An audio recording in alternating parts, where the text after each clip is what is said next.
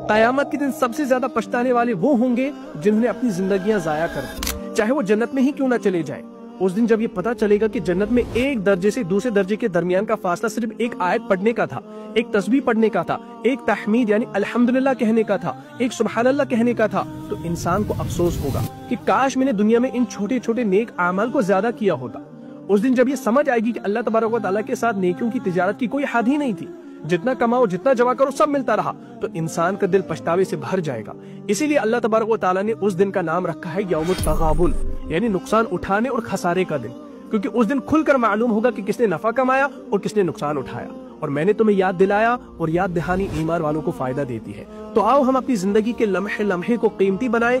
एक आयत, एक तस्बीह, एक अल्हम्दुलिल्लाह, एक सुबहानल्लाह, ये सब हमारी जन्नत में दर्जे बढ़ा सकते हैं। और मैंने आप तक ये बात पहुंचाई, अब ये आपकी जिम्मेदारी है कि इस वीडियो को ज्यादा से ज्यादा शेयर कर लीजिए। अस्सलामु अलैकुम व रहमतुल्लाह।